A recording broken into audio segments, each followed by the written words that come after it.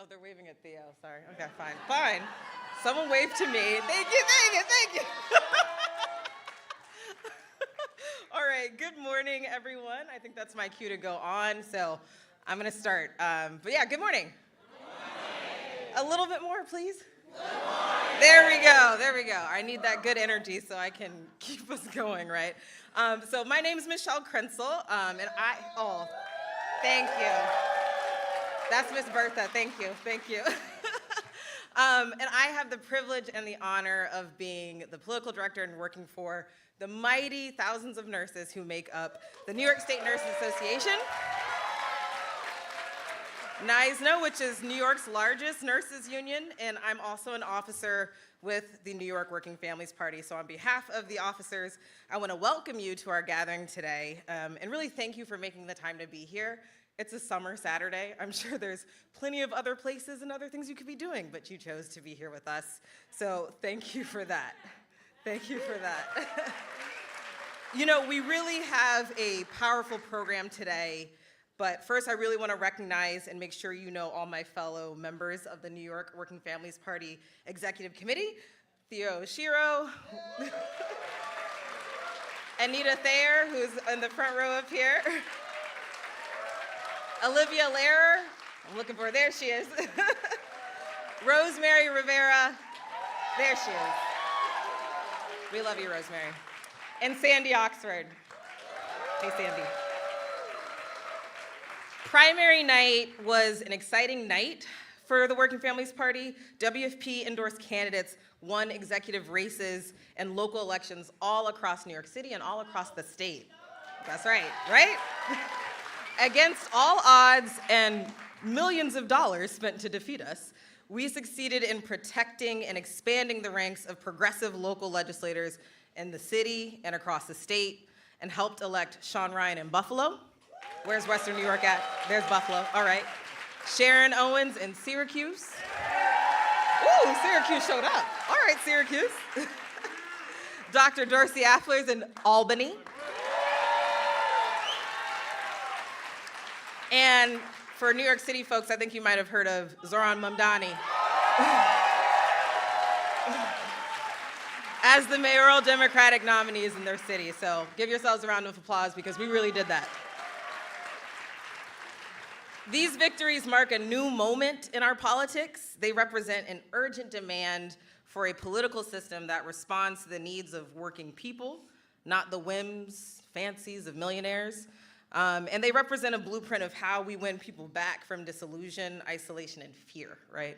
So why are we here today? The purpose of our gathering today is to celebrate and kind of weave together the victories of people versus money, which each of these elections represent, right? Each of them really represent that story.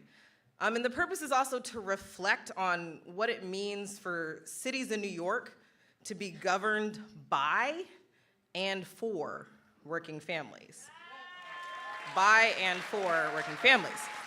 And the challenges of that task when authoritarianism is on the rise, right? I think we've seen that. It's really on the rise. It's really out here. So we're here to celebrate. Number one, we're here to celebrate. You have to celebrate your wins. You have to celebrate your victories. We're here to reflect, and we're here to get ready for the next phase of the fight, right? So again, thank you so much for joining us today. And so before we get into it, let me pass the mic to one of my fellow members of the Executive Committee, longtime immigrant rights organizer, really awesome dude, good friend, and co-executive director of Make the Road, Theo Shiro. Thank you. Buenos días. Buenos días, hermanos y hermanas. It is amazing to see all of these beautiful faces this morning. My name is Theo Shiro, and it is my honor to be here with all of you to welcome you to this statewide gathering of the New York Working Families Party. Many of you traveled really far to be here today. So if you traveled, and I'm going to list out, so hold your applause. If you traveled from Buffalo, Syracuse, Utica, Binghamton, Ithaca, Albany, Rochester, the North Country, Mohawk Valley, let me hear you. All right. If you're joining us from the Hudson Valley, Westchester, Rockland, make some noise. Long Island, make some noise. Where's the Bronx? Is the Bronx here? Queens, Staten Island, Manhattan.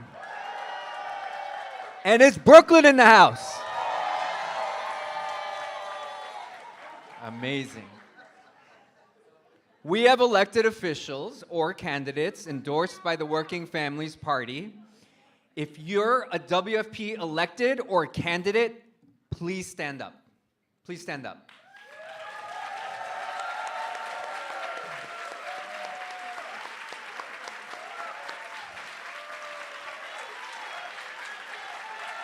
Let's give them their flowers.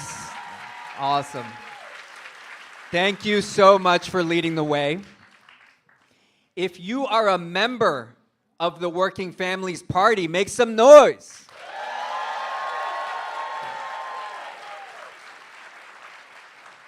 And if this is your first time joining an event of the Working Families Party, welcome to the party that fights for you every single day. What a powerful room this is. What a beautiful room. The Working Families Party is a political home for workers, for tenants, for students, for parents, nurses, teachers, and the beautiful mosaic of the working class New York. In the room today, we have WFP friends, volunteers, activists, and elected leaders from across the state. We have members and staff of our affiliate labor unions and community organizations. The victories that Michelle noted are the result of thousands of people who poured their time and energy to make democracy come alive. If you helped conduct endorsement interviews this past cycle, where more than 600 candidates across the state of New York applied for our endorsement, please raise your hand. All right. We thank you for all of your hard work. If you collected petitions, knocked on doors, called or texted voters, stood out in the heat for early voting or on election day, please raise your hands. And thank you for your hard work. Your work, your energy, your effort is what powers this party and what powers the movement to build a government that puts working families above the demands of corporations and the rich. This is a moment when institutions of our democracy are folding, when masked ICE agents are disappearing people from our communities. This is a time when climate change is flooding our streets, is flooding our trains, and we know that we cannot continue to accept the politics of business as usual. Cities must be our line of defense against authoritarianism, and that is why we worked so hard to elect leaders who would fight and not fold. And your work, your energy, not only makes democracy come to life, but it makes a new future possible. We are proud of all we have accomplished, and we know the task ahead will be even harder. But today, we want to celebrate, right? Yes, we want to celebrate. We also want to reflect, and we want to get ready. So, let me pass it back to Michelle to guide us for the rest of the morning.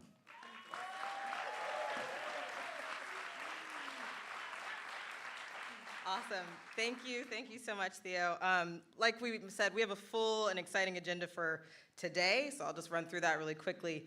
We'll hear from the new president of The Nation magazine, Bhaskar Sankara. All right, come on. The Nation is co-hosting, so please, applause. What is it? Please clap. Remember that? Anybody caught that? All right, cool.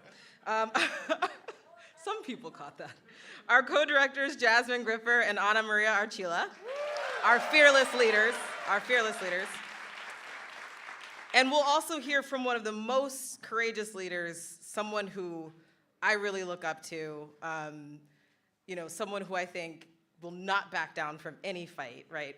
When you're saying pick your fighters, pick her, okay? The New York State Attorney General, Tish James.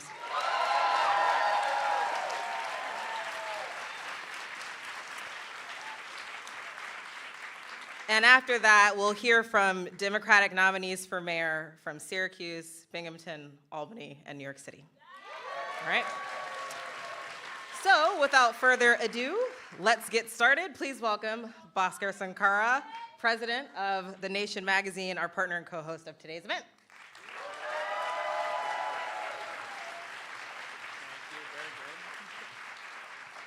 All right, thank you very much for the introduction. I normally hate public speaking, so backstage I was kept asking people, how are we doing on time? You could bump me, But it is truly an honor to speak today.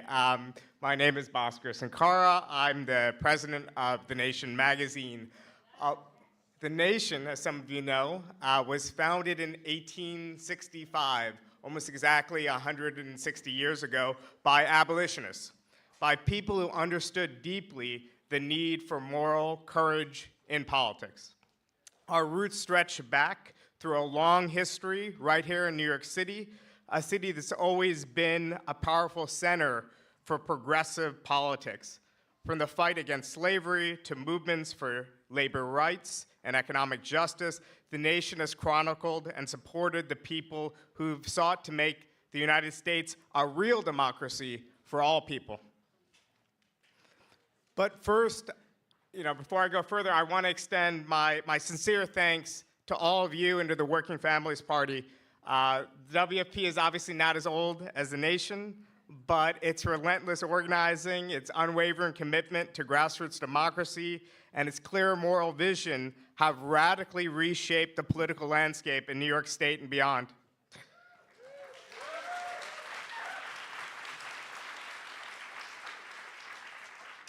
Many of the gains that we celebrate today, gains that we might sometimes take for granted, came from hard-fought battles where the WFP has consistently stood at the front. This state, and particularly its cities, hold a really distinguished history of progressive, particularly municipal politics. So I think back to Henry George's groundbreaking mayoral campaign in 1886, where working-class New Yorkers mobilized around bold demands for economic equality, land reform, and a society where the public good outweighed private greed. I think also of the socialist mayors in cities like Schenectady and Lackawanna in the early 20th century, which helps associate democratic socialism in America with not authoritarianism or shortages, but with good, honest governance that delivered for working people.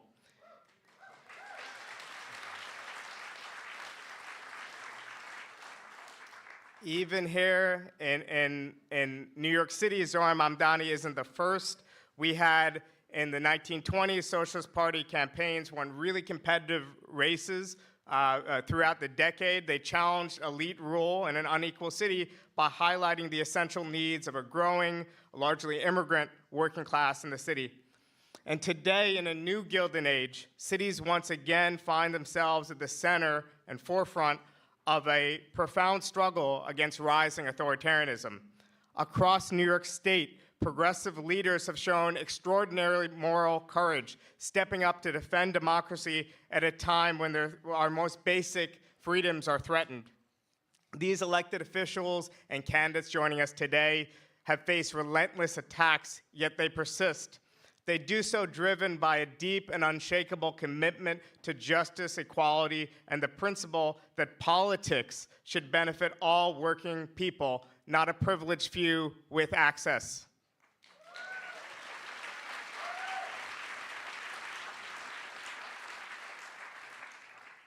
Our victories at the city level are not only about improving governance for working class communities or creating equitable and humane places to live, though these are obviously essential, these victories serve as a critical spark for national change.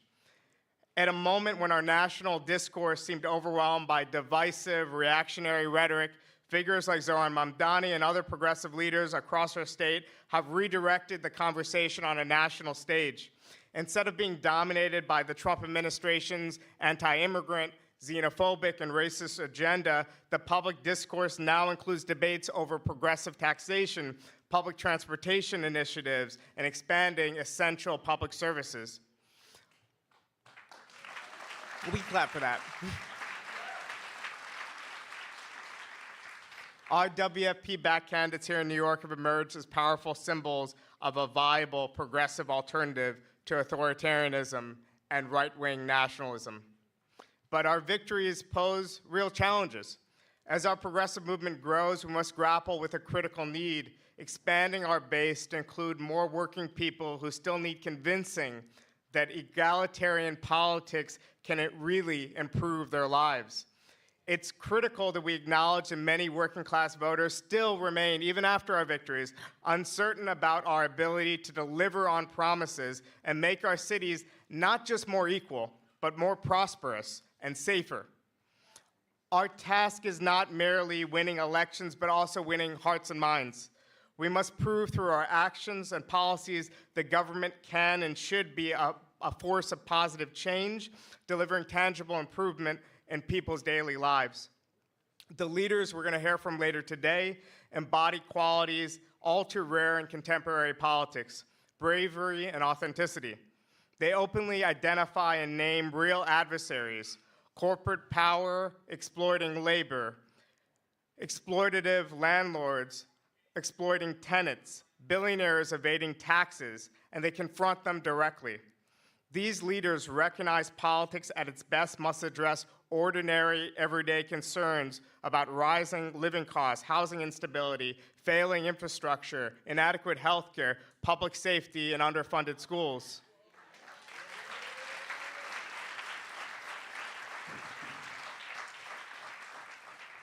By centering these issues, we not only secure electoral victories, but build trust, legitimacy, and lasting relationships within the working class communities that we want to represent.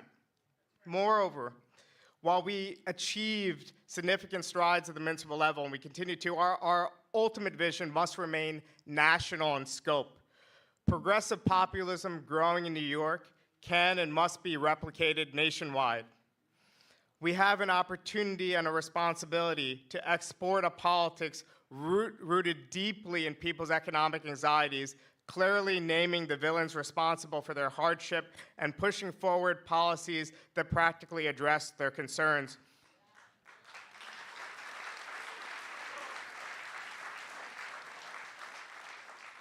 We must demonstrate to people across America that the type of politics we're offering represents justice, stability, and meaningful, steady progress for working class families. So, I want to again by just thanking the Working Families Party. I said this before, but the very first bit of electoral activism I did was when I was around 15, 16 years old, canvassing for a working class candidate that was supported by the Working Families Party. And the Working Families Party's leadership in such an important time in our nation's history, I think will be remembered when we write this era about the second Trump administration and the resistance to it. And I want to thank all of you organizers and leaders in your community who have stepped up to meet this moment. And now I think I'm going to be joined by our WFP state directors, Jasmine and Anna Maria.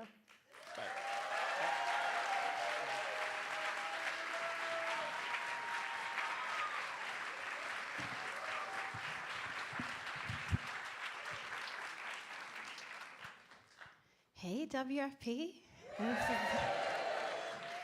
This is a beautiful room. Welcome to our friends, our affiliates, our volunteers, our chapter leaders, and members. It is my honor to co-lead the New York Working Families Party with Anna Maria Archila and all of you. My journey to the New York Working Families Party is similar to most other people's. I was recruited into the party. It was actually Anita Thayer, our officer. She is an officer, executive committee member, and treasurer, and she invited me to my first local chapter meeting. She encouraged me to become a dues-paying member, which I did, She then encouraged me to change my voter registration to WFP, which I did. She then suggested, hey, don't you want to co-lead the Capital District chapter, which I did. So clearly, Anita is a phenomenal organizer. Thank you.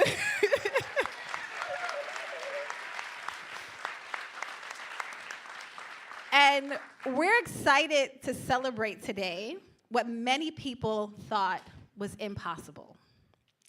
For far too long, our political system has been controlled by people with the most money, having the greatest influence on the outcomes in our elections. But in 2025, we made some big bets as a party. We decided to engage with some progressive leaders in cities across the state, and we, the WFP affiliates, members, donors, leaders, and friends, did the impossible. We won.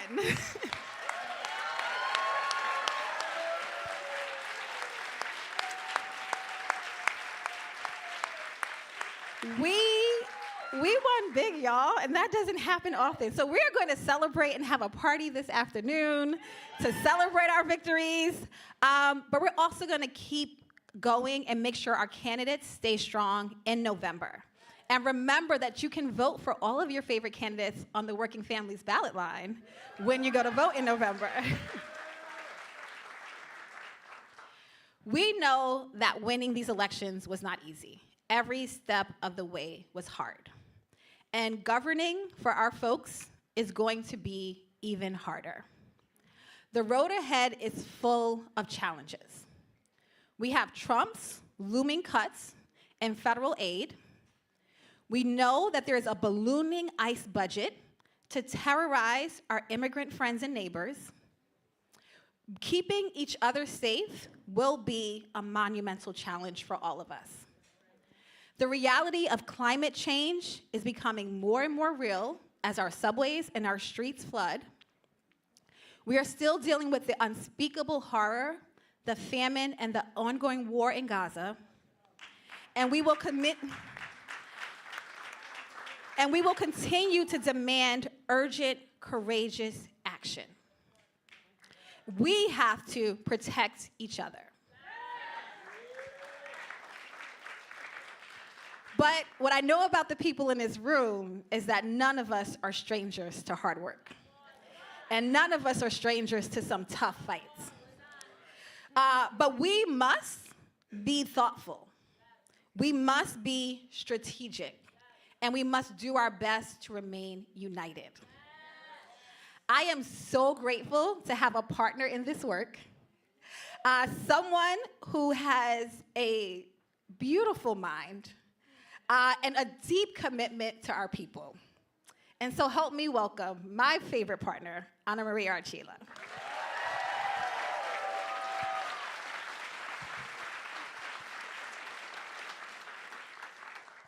I am so honored to be with all of you here today. I am so honored to get to work with Jasmine every day and to imagine and present to you our ideas about how we can win. This cycle that we are celebrating today, these victories that we're celebrating today, mark a new moment. They mark a new moment in the politics in New York and in the fight against fascism. And this is the work that you made possible. The elections that we are celebrating today, the victories that we are celebrating today, took incredibly hard work and incredible discipline. Many of you were in rooms where we envisioned a strategy to win the New York City mayoral election, and it was a strategy that required us to exercise muscles that we often don't. Muscle of unity, muscle of solidarity, muscle of commitment to stay aligned when the going gets tough and the cracks begin to show. And we did it so intensely well and with so much love for our people at the center. And that is why we won. That is why we won. We have learned a lot from this cycle. And we have learned first that voters deserve to be heard. That when people say they are frustrated and they show it by staying at home, they show it by voting for Trump, our task is not to turn our backs. Our task is to turn to them and ask why. Why? Our task is to be curious about people's sentiments, to be curious about people's struggles, to be curious about people's dreams, and to fight for them. And then our task is to turn to one another and say, let's do this together. Let's do this together. We had to do that all the time over the last year and a half. There was a mountain of skepticism facing us every day. So many people declared the fight over again and again and again. When we were running against Eric Adams, people thought the fight was over, he's an incumbent, we can't do it. After the November election, so many people said, now we all need to turn to the center. Now we cannot talk about immigrants. Remember that one? This is Latinos' fault. Remember that one? Yeah? Remember, we cannot talk about transgender rights. Remember all the dogmas that came out of November? And we said, absolutely not. Absolutely not. Absolutely not. Our task, our interpretation of the November elections was precisely that people wanted leaders who would fight for them. People wanted leaders who would be honest in their disagreements with them. People wanted leaders who would propose ideas that responded to their needs, to their priorities, to their concerns. They did not want glad handing. They did not want fake promises. They did not want just pictures and some kisses of some babies. No, that is not what people want. And so we said, let's listen. Let's build a plan to win, not just in New York City, but in Buffalo, in Albany, in Syracuse, in Newburgh, in the Hudson Valley. Let's build a plan that people can be part of together. Let's build a plan that people can be part of together. And at a moment when institutions in our democracy are folding under the pressure of Trump, we need leaders with a backbone. We need leaders with moral clarity, not just to say what they think, but to fight for what people need. We need leaders who are not beholden to the wealthiest few. And we need leaders who are determined to make life materially better for working class people.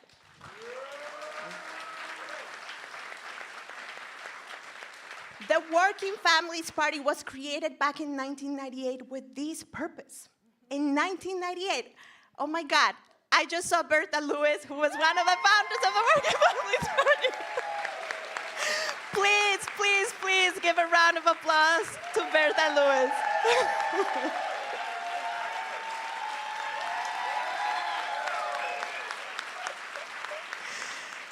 Bertha, thank you. Thank you for doing the work of imagining a party that didn't exist, a party that would be focused on the struggles and the dreams of working families. Thank you for having the tenacity to bring that party into existence. Thank you for planting the seeds for this moment.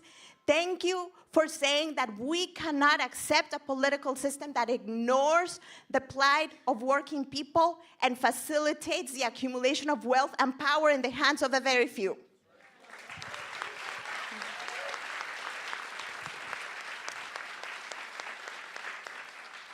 The Working Families Party was built to put working people first and to fight against the concentration of wealth and power in the hands of the richest few. And after November, when Trump and the MAGA movement made so many gains in working class communities in New York and across the country, that task of building a new politics is even more urgent and important now. And that is why this year we made big bets. And that is why we said we are not going to give up when other people are telling us that the fight is over.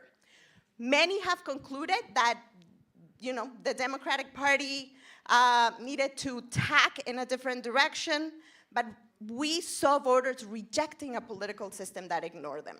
So let us be clear that we are poised to have 5 cities across the state led by working families champions this November.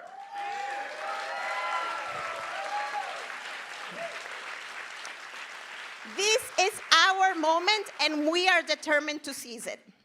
But the task for us first is to win in November, to continue to grow our coalition, to practice the muscle of going beyond the choir, to build our coalition without giving up our power, different thing, build our coalition without giving up our power, and to help our leaders govern, to not become the obstacle on their way, to become the facilitators, the people that put the wind on their backs, because they will have enough obstacles on their way that are not us. So let's recommit ourselves to that fight. We must continue to practice all the values that fueled our fight this year: courage, solidarity, moral clarity. That is our mandate. And we must continue to build this party, a party that is focused on building a government by, with, and for working families. And there is no one who embodies both the history and the trajectory and the values and the courage of the Working Families Party than the next speaker, our featured speaker, the one and only Attorney General Tish James. Tish James.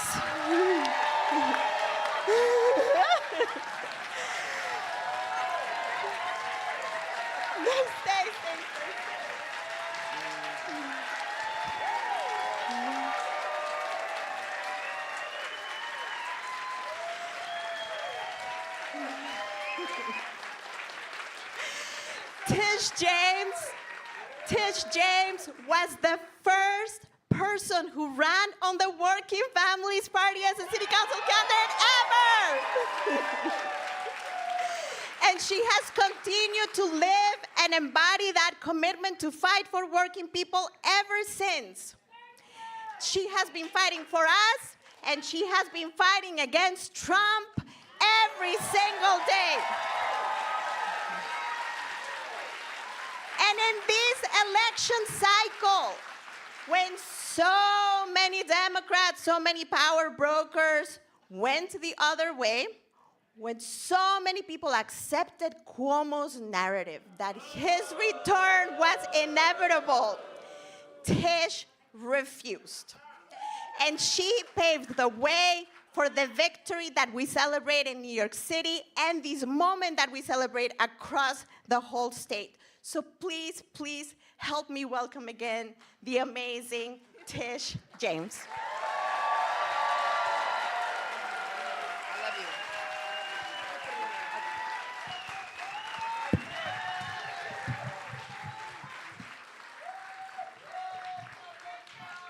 So, first, welcome to my hood. And I see in the audience the amazing Bertha Mae Lewis.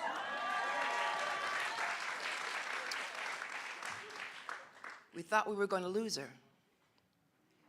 We prayed for her, we called her, we surrounded her, and here she is, still standing strong.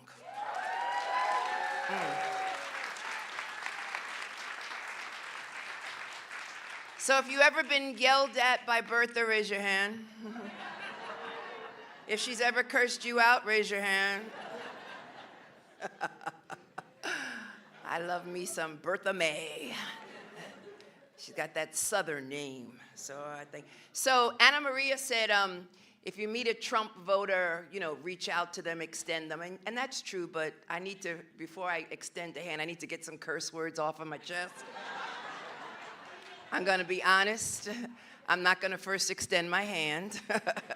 I'm gonna say, what the is wrong with you? Like, why did you drink the Kool-Aid. Like, I don't get it. So, and welcome to Brick. Yeah. This is an amazing event space where we teach young people in the neighborhood, Fort Greene, Clinton Hill, Bedford-Stuyvesant, and beyond, about independent journalism. Independent journalism. I want all of you to know the costs are very low here, and so this is the house that was built by, I'm not sure if he's in the audience or in the room. His name is Wes Jackson. He should be joining us soon. But this is the house that he built. And is Wes here? Oh, there's Wes. Give it up for Wes Jackson.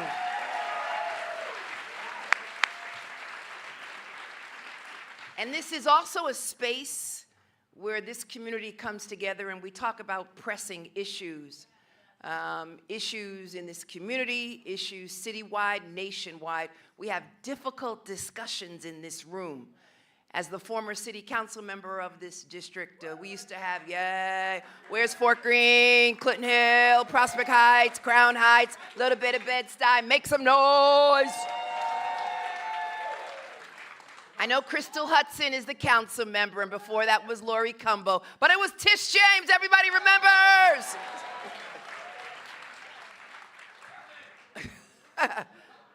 So I want to, again, recognize Jasmine and Anna Maria for their extraordinary work that they have done in such a short amount of time. And I have seen all of my colleagues here in government give them a round of applause. They, too, subscribe to the...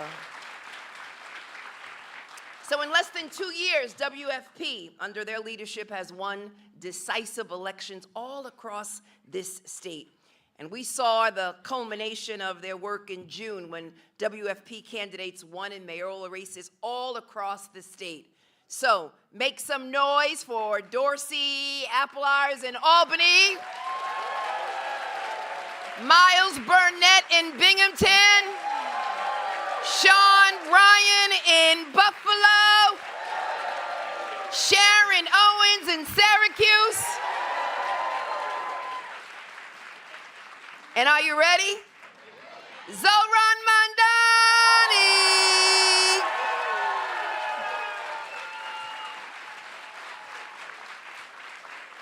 What's his name? Zohran Mamdani. And don't you forget it.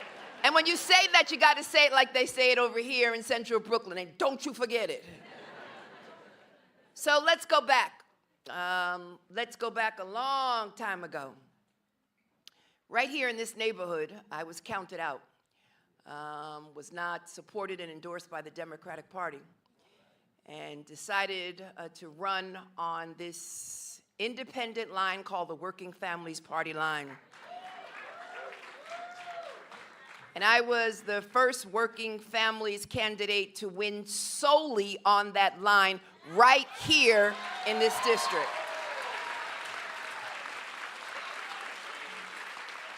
So I became the face of the Working Families Party line, and then several years later, and Bertha remembers, I was the first member of the Working Families Party to win statewide office.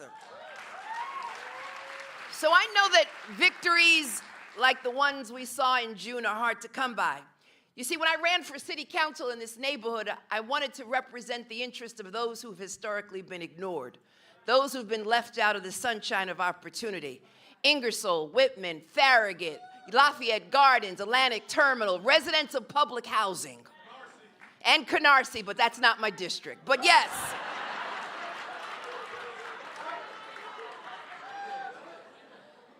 Just work with me. But I got your point. And I remember walking into the PJs, as they call it, the public housing, and I would go into the homes of residents in their humble homes, and oftentimes they would dust off their table and they say, Tish, we are sorry there's so much dust, but the roof is leaking and the ceiling is leaking, and I keep a clean house, Tish, but the conditions in this building, it's difficult, and we've been calling the city and calling NYCHA, and we just can't get anyone to help us. And so, You look like me. Will you help us? Do you understand what poverty is? Do you understand what living on food stamps is? Do you understand what it's like to work at jobs where they pay just above the minimum wage, just above? And Tish, I've got small children. I need childcare. And all of those issues, I know. Yeah, I stand before you as the Attorney General, but I stand before you as someone whose parents were once on food stamps. Parents who once received public assistance. So I know those struggles, personal and upfront. And so it took hard work and a lot of shoes. Knocking on doors each and every day, long dedicated hours, knocking on doors of public housing and brownstones and trying to bring people together. You know, so you see Fort Greene Park is, on one side are the $1 million brownstones, but on the other side are the public housing. And my purpose was to build them and bring them together in a coalition, focusing on issues that all of us care about, and recognizing that we're all in this together. And that the same issues that they care about in Brownstone, Brooklyn, are the same issues that they care about in public housing. And we organized this community block by block, public housing by public housing, street by street. And we won.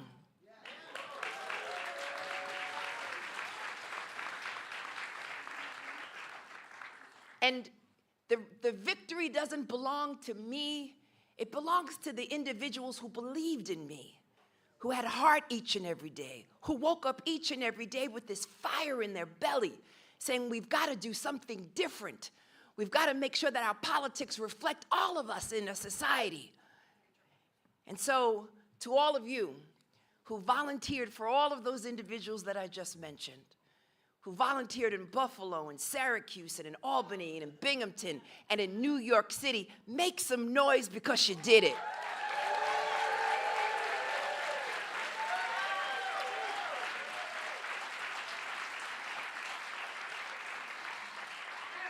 You see, under Jasmine and Anna Marie's leadership, this Working Families Party is meeting this moment. And in this moment, my friends, we're in peril. In this moment, my friends, this administration represents an existential threat to all that we believe in. At this point of peril, my friends, he's tearing us apart. At this point of peril, all the things that we fought for, all the things that my ancestors bled and died for, and yours as well, all of them are at risk, including the most fundamental power, most fundamental right of our democracy, and that is the right to vote, from which all other rights emanate.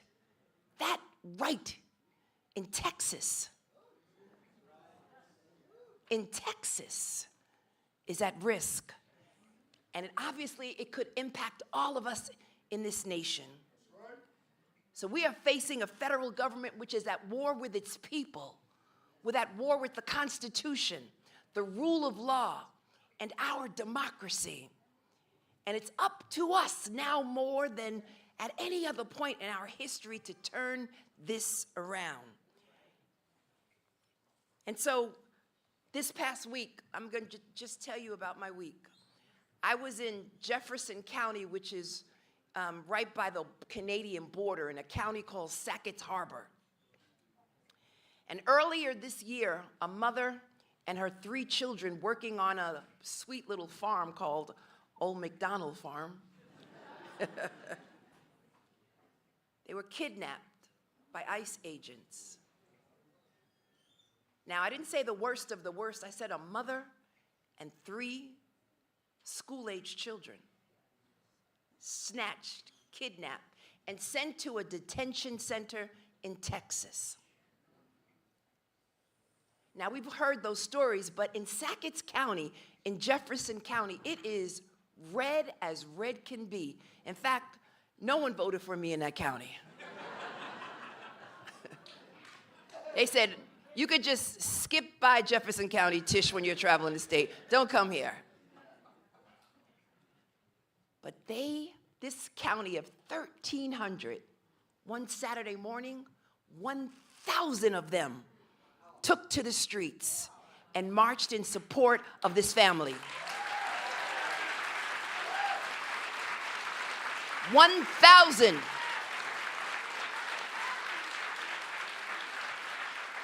And guess what? They discovered that Tom Homan has a home in Sackett's Harbor. And guess what they decided to do? Yeah. This red MAGA red county marched in front of his home and said, release that family, release them to us, stop kidnapping our neighbors. They're our neighbors, we know them, we love them, and guess what? They were released.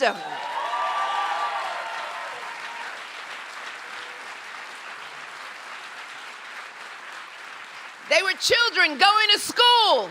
They were going to houses of faith. They were their neighbors. They worked the economy. They worked the farm. Everyone knew them. And this community, as red can be, decided we had enough and we've got to stand together. My question to all of you, are we prepared to stand together against the threat from this government?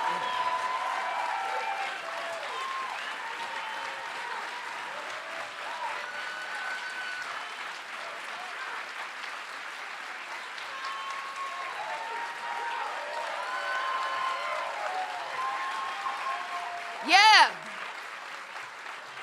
They marched, they yelled, they screamed. They were out there for that family, and then they invited me to come and speak to them.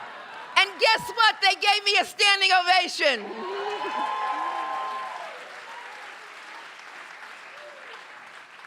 But the sad point is that there are families and children like that all across our city and state and our nation who are being torn apart by this federal government, who are being snatched and kidnapped by mass ICE agents without any insignia, any identification. And I want to thank the members of Congress for sponsoring legislation which would ban mass ICE agents.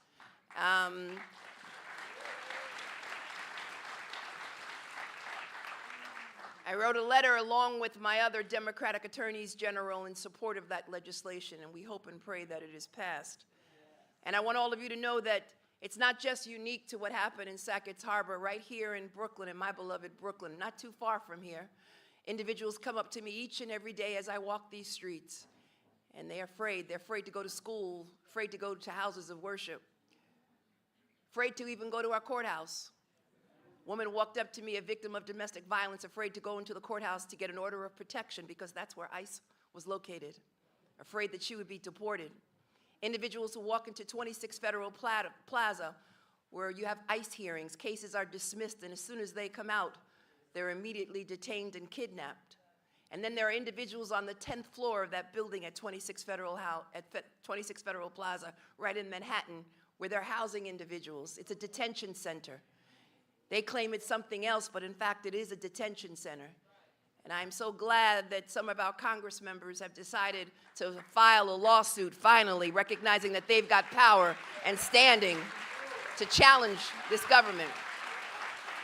I want to thank Congressmember Goldman and Congressmember Espaillat for filing that lawsuit, but all the members of Congress who signed on to them. I've been arguing with them for some time. You've got standing. You've got the right to sue.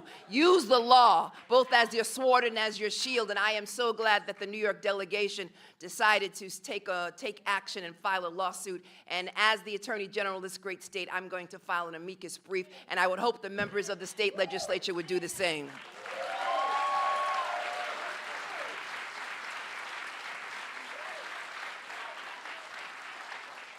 I also hear from my seniors who are worried about losing their Medicaid. I heard from individuals who are afraid about losing SNAP benefits, that is food stamps. Parents worried about losing access to Head Start, which is a major issue right here in this city and across the state. Concerned about members of the LGBTQ community, particularly the transgender community. Individuals who will no longer be allowed gender-affirming care. individuals who will be banned from the military, individuals who are being used as a scapegoat at this point in time in our government. I stand with the LGBTQ community. I stand with young people. I stand with so many of us who are hurting at a time when they're attacking our fundamental rights, because we are facing a president who basically is seeking to rewrite the Constitution, rewrite our government. And what we've got to do is stand up tall, and we've got to make sure that there are individuals who understand that they've got power in their hands to do something about it. I've run into so many people who feel depressed and dejected about what is happening, and I refuse to fall into that, being a victim. We've got the power. We've got the power to stand up against this government. So I don't know about you, but I'm not willing to concede. I'm not willing to bow. I'm not willing to bend. I'm not willing to break. I'm not willing to capitulate to this government. The Working Families Party taught me that this is a movement rooted in the simple idea that the working class deserve a seat at the table. At the working class, for a very long time, the working class have not been heard. But this party, the Working Families Party, is going to shake shit up and make sure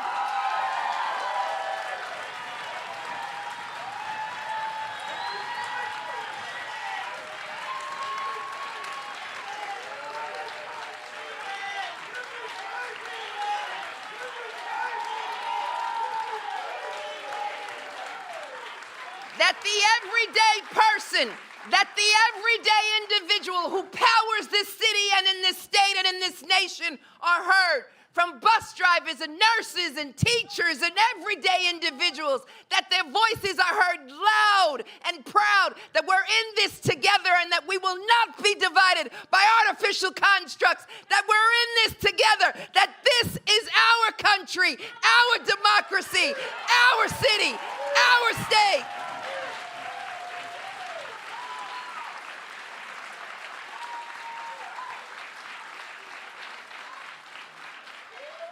A movement that stands with black, brown, Asian, Latino, white, everybody. The Rainbow Coalition, we're all in this together. A movement that stands with immigrants and recognizes that immigrants contribute to our economy. So I'm not gonna agonize. I'm not gonna be depressed. I will not go home saying I'm defeated. No, I'm going home and I'm gonna file another lawsuit.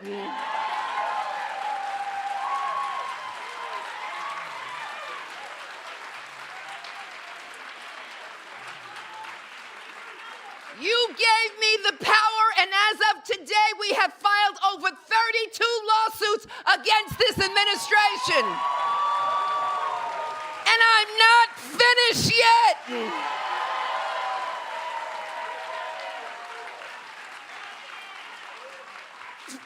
And we're winning. From birthright citizenship, we're winning. From Department of Education, the dismantling of it, we're winning.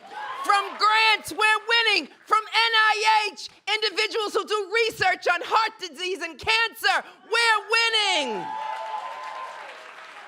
They tried to dismantle the Department of Health and Human Services, and they threatened to close Head Start. We're winning. And just this week, they wanted data from us. They said, New York, turn over your data on individuals who are receiving food stamps. Turn over your data on individuals who are receiving Medicaid. They said, oh no, we're just focusing, we just want to make sure that there's no corruption. We know that that is a pretext. It is nothing more than that they want our information because they want to engage in immigration raids. And yes, we said, hell no. What do we say? What do we say? We refuse to let the federal government attack New Yorkers, their rights on their services, and I'm getting the hook right now, so let me just skip to the end, because you know I can go on, right? I've been busy in 7 months. I just want you to say from Buffalo to Brooklyn that we can do it if we stand together, arm in arm, shoulder to shoulder, with no space between us. We can do it. You have to understand and recognize that the power is in your hand. This is not the time to be silent. This is not the time to back off. This is the time to stand up and talk to your neighbors and let them know that we are in a coalition to save our democracy, to save our country, to save our freedoms, to save our rights, to stand up for our neighbors and all of those who are being kidnapped. This is our country, and we will not turn back. So,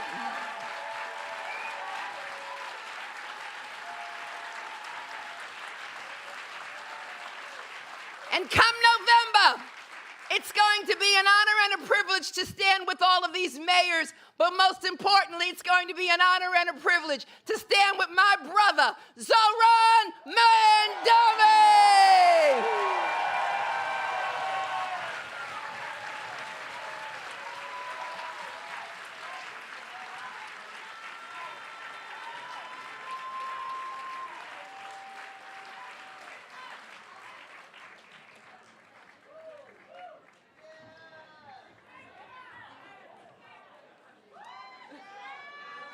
I mean, what do I say after that? All right, everyone, let's go home. We got our orders. No, but seriously, let's give Attorney General Tish James another round of applause. Please, yeah. She's an inspiration to us all. You know, thank you, Tish, for really leading the fight to protect all of us, right? The people's lawyer, champion of working people, unbought, unbossed, just the baddest. So thank you, Tish. Thank you, thank you, thank you. So now we're gonna turn our attention to the cities. Across New York, people voted to elect progressives to lead cities with a mandate to deliver for working families. So to discuss what that looks like, we're gonna hear from the mayoral candidates running to lead cities across the state. We're just gonna hear directly from them. So they'll each have some time to share their vision of what it means to govern for working people, and then we'll have a nice little panel discussion where we get to hear from them talking to each other, so that should be great. So to introduce the first mayoral nominee, please help me welcome Onondaga County Legislator Mo Brown.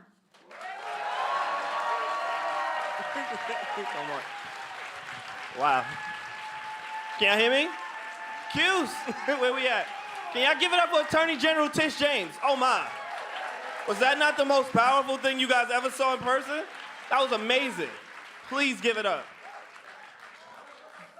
My name is Maurice Brown. I am the county legislator for the 15th District in Onondaga County. I represent the city of Syracuse. I ran as a Working Families Party candidate in 2023 against a virtual incumbent, and we won. We won with 63% of the vote. We won handily. That's right. So I actually recognize a good amount of you in the room, and some of you might recognize me because I am a former Working Families Party staffer. I love this party. I love this vision. This is my home, and I am so proud to be in the room with you guys. In 2021, I got to meet amazing people like Anita Thayer and Sandy Oxford, and I remember going to the Working Families Party retreat and hearing Mo Mitchell speak about how we're in the fight for our lives, and I was sold. I was sold. I had never been in a room filled with so many people who felt what I felt, who knew that this moment needed fighters. And when I found the Working Families Party at the perfect time, I was so happy to be a part of it, and I'm so honored to be in the movement with you all. So thank you. So today I have the honor of welcoming the next mayor of the city of Syracuse, Sharon Owens. I've known Deputy Mayor Owens since she was Director Owens at Syracuse Southwest Community Center, a long time. I want to tell a quick story about her that she may not know, but it was the moment where she won me over. In 2020, as the Deputy Mayor, I got to meet with Deputy Mayor Owens along with several other Black Lives Matter organizers. We had come together after the death of George Floyd, and we wanted to see change in our police departments. We were honored to be in that room, but some of us were really passionate. Some of us were not as agreeable as I am. Some of us were really loud and really upset, And we wanted to talk about the changes that were to happen, but a good amount of those changes were already underway because of the leadership of Deputy Mayor Owens. I knew that, and I was really happy to have it, but they were still getting yelled about those changes, and she knew that moment meant listening. She knew that moment meant people wanted to be heard. She didn't throw it back at us. She didn't say, oh, we're already doing this, rabble, rabble. No, she was patient, she was kind, and she knew what that moment needed. And I am so honored because that was the moment I knew that she was gonna be the next mayor of Syracuse. Now, after an election day trouncing where she won 60%, over 60% of a three-way primary, defeating the Democratic nominee, the voters of Syracuse had made it clear what I've known all along. Deputy Mayor Sharon Owens is the perfect person to maximize this movement we have going on in our state, and it is my great honor to introduce the next mayor of the city of Syracuse, Sharon Owens.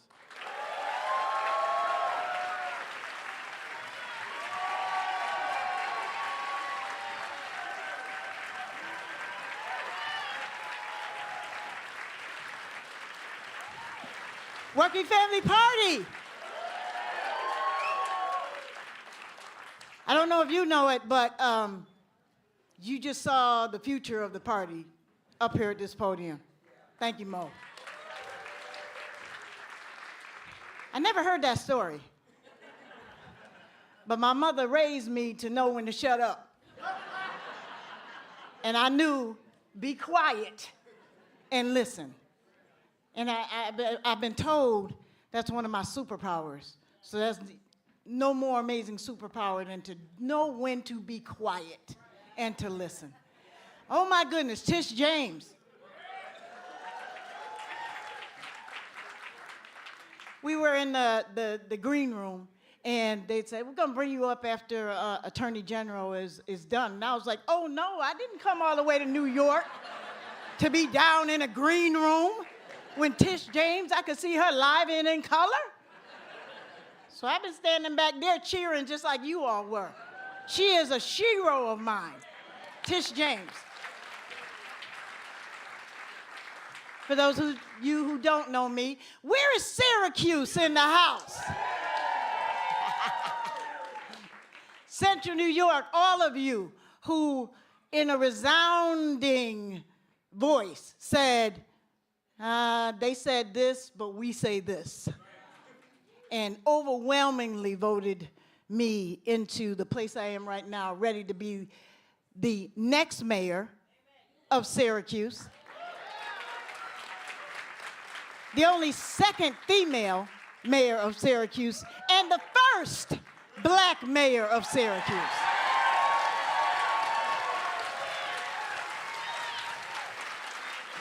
And I did that and got the momentum because the Working Family Party said, that's our candidate. You came out first. Citizens Action, $11.99. This was about a movement. My campaign is called Maximizing the Moment. But the moment has transformed to a movement.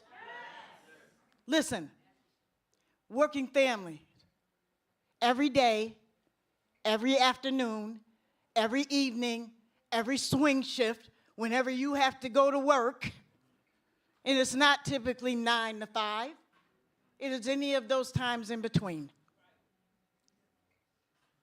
And it isn't just one job, it's multiple jobs. And it is the working families of this community, Syracuse, across this state, that keep us healthy, that serve us, that take care of us, that teach our children, that make sure we function every single day. It is people that get up and put on their heels, sneakers, boots, and go to work. It is you, the foundation. And that is what our campaign has been about.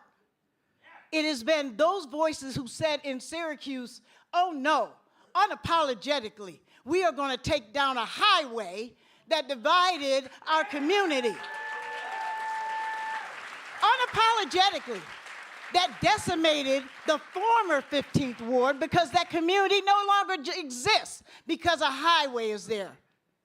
For now. Because it's coming down.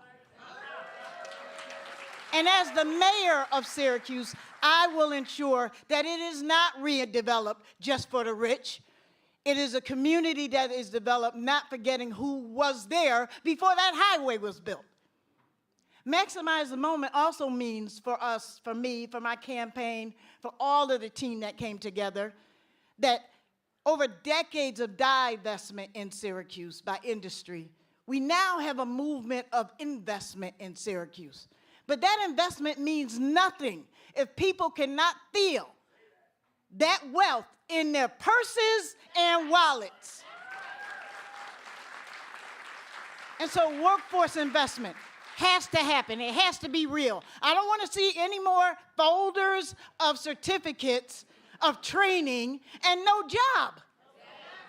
So we train to the industry now that when you're done partnering with OCC and the partners we have in our community, that when you're done, there's a job. So there are people from the neighborhoods, the zip codes that were affected by that highway now working on that highway. An individual who came and said, for the first time in my life, I could take my family on vacation. That's what work is about. Not just getting up, working yourself to death, and going home and starting over again. It is about living. So we're here for everyone.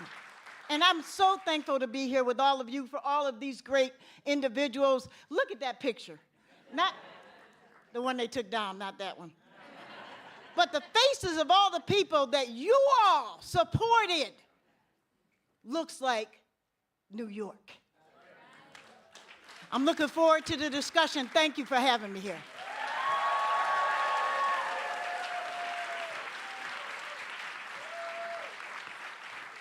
Thank you so much, Sharon. This is gonna be a really fun panel. I can already feel it. This is really exciting. So next up, to introduce our next candidate, we have New York State Assembly Member Gabriela Romero. Wow. Hi, everyone. Hello, WFP. Oh, my goodness. So, as you know, my name is Gabriela Romero. I am so proud, thank you. I am so proud to represent the 109th Assembly District, which includes the city of Albany, which is the capital of New York State. And so, like many of you, I believe really strongly that the government should work hard for everyone, not just the wealthy and well-connected. Exactly. And so I support leaders that put their communities first. And I'm proud to know someone that epitomizes my values, our values. And she is my friend, but she's also the next mayor of the city of Albany, Dr. Dorcey Applyrs. Yeah. And Dr. Applyrs faced a well-funded former Republican challenger in her Democratic primary, boo. Yes, and this challenger was always talking about the good old days, trying to take Albany backwards. But a few months ago, the voters in Albany addressed this with a very clear response. They chose a candidate that cared about compassion, equity, and progress. They wanted to move forward, essentially proving that Albany cannot be bought. And I want to be really clear with you that this was an incredibly historic election because Albany has its first black mayor. And this is incredibly important because we will feel the effects of Dorcey's legacy for years and generations to come. We will see it in our parks. We will see it in our children. We will see it in our sidewalks. We will see it in the programming that she chooses. I am so excited to see the future of Dr. Dorcey Applyrs and the things that she does because it will change our city, and I know that for sure. Yeah, we can clap to that. We can clap to that. And so, you know, this moment and this moment that we're in, it belongs to us. Everyone that's in this room, it belongs to WFP, and I think what we proved in Albany, but really what we proved along all of New York State is with WFP's help, of course, but when we fight and when we are unapologetic to our values, when we show campaigns that are policy first, and we're unapologetic about that even, when we're creative, and when we think outside the box, we win. And we win big. We win really big. And it's our moment right now, at this exact moment, to prove that government can actually work for people. And we have to do that with these candidates that you saw here. I'm so excited for the future of these candidates. And with leaders like Dr. Dorcey Applyrs at the helm, leading the capital of New York State, I feel so confident at the future of our state. I'm really excited about that. So please join me in welcoming and celebrating the next leader of Albany, the mayor of New York's capital city, Dr. Dorcey Applyrs.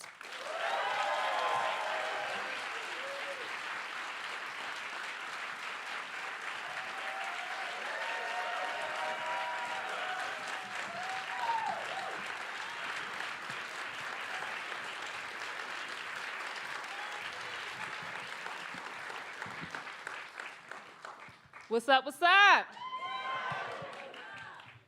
I want to first thank my Assemblywoman, Gabriela Romero, who is a history maker in her own right, serving as the first person of color to represent our district and the first Latina to represent an upstate district.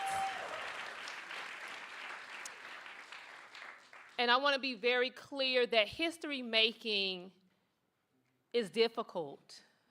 It is hard, and while we romanticize about what it means to make history, what we don't often talk about is what it costs to make history. It costs something to your family, to my family. Making history is also intended to break you if you let it. And so here we are, Assemblywoman Romero, standing 10 toes down, making history.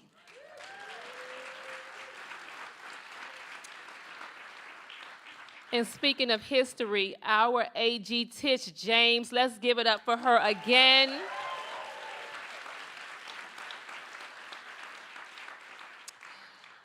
Our AG stepped out and supported my candidacy early on when many would not. She used her platform to help to push me across the finish line, and I will never forget it. And I honor you, I love you, and thank you so much for holding New York State down.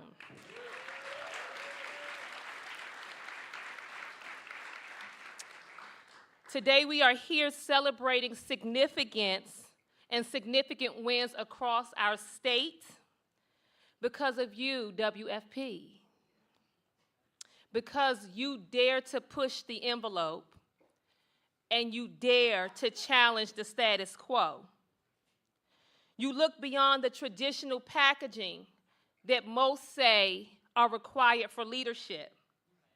And instead, you focus on the vision and the mandate, which is to protect working families.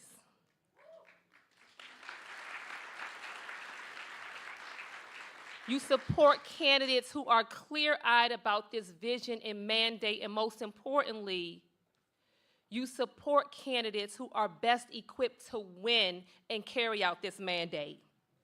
So thank you for holding the line on this thing, this ever-evolving thing that we call democracy that is imperfect. It is truly an honor in these desperate times in our nation's history to stand in community with you in this moment as an endorsed candidate.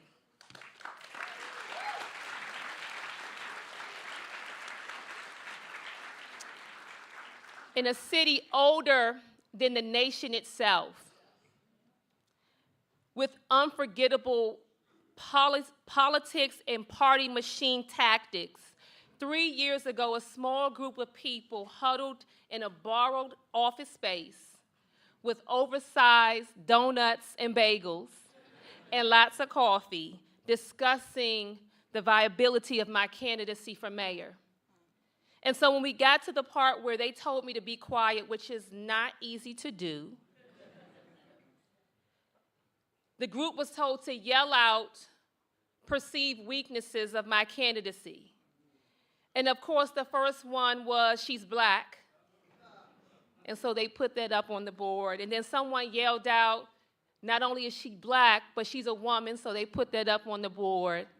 And then somebody yelled out, and she's a mother of a 3-year-old and a 6-year-old, so they put that up on the board. Someone then said she's educated, she has a doctorate, that's a weakness, so they put that up on the board. Somebody even had the audacity to yell out, and she's short. And I said, well, now wait a minute. I said, now wait a minute.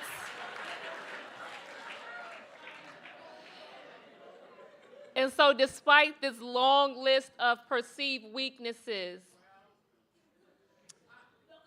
in the words of my grandmother, who would say, little girl, if you don't stand up straight so other people can't ride your back.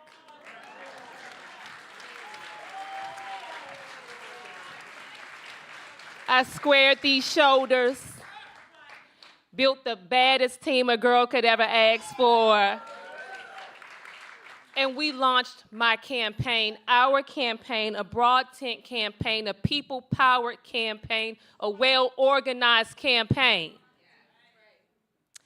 And we focused on moving Albany forward, leaving no family behind. And among the things that most resonated with our voters, I hear you, sweet pea, was my story and the values that have shaped me, the people that have raised me, my grandmother who migrated from Lawrence, South Carolina to DC. My grandmother was a waitress for 50 years, serving other people for 50 years. My grandfather was a janitor at the National Institutes of Health, cleaning toilets and cleaning floors. My mother, single mom of 4, studied hard, working at McDonald's, pregnant, became a EMT in DC and then a DC cop, who walked the beats and later became a federal officer at the Pentagon.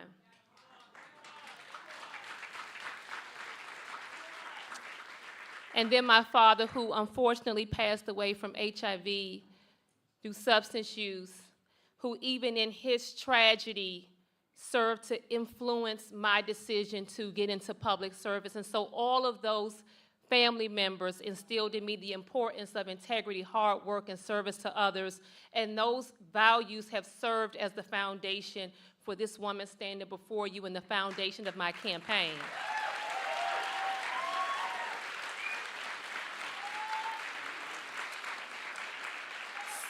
So I am also being told it's time to wrap it up. So what I will say is that New Yorkers have demonstrated that we all want leaders who understand that everyday people need to be considered, working families, as we make decisions like, do I take this $30 and put it in the gas tank, or do I take this $30 and go to Trader Joe's? New Yorkers want leaders who will hold the line on ensuring our cities remain a safe place, a sanctuary place for anybody. All are welcomed and protected in our cities across this state. That's what New Yorkers want. Regardless of your skin color, your religion, who you pray to, who you love, you should be welcomed in our cities. And during these desperate times where families are losing jobs, food, struggling to put food on the table, New Yorkers want leaders who will fight like hell to deliver for working families.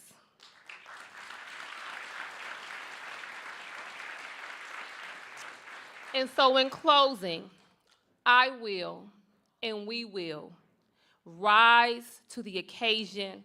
This is our generation's moment. This is our David and Goliath moment. And we will not back down. We will not be deterred. And we will rise to this moment with the fighting spirit and the determination of those who came before us. It is not enough to encourage people to dream. We got to fight like hell to make sure that this dream becomes reality for everyone. Because when we fight, when we fight, when we fight, so today we celebrate, tomorrow we fight, and I look forward to seeing each of you on the battlefield. Thank you so much.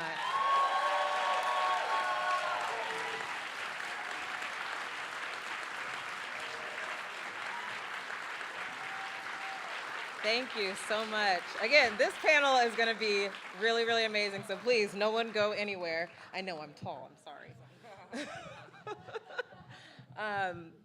Thank you for that. Inspiring words, thank you. And to introduce our next candidate, I'm going to introduce a candidate themselves.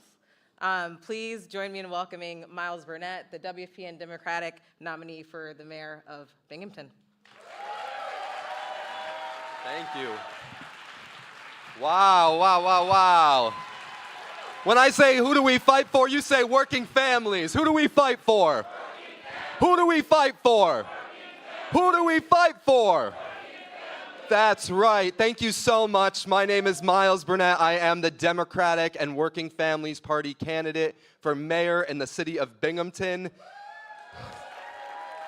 Thank you.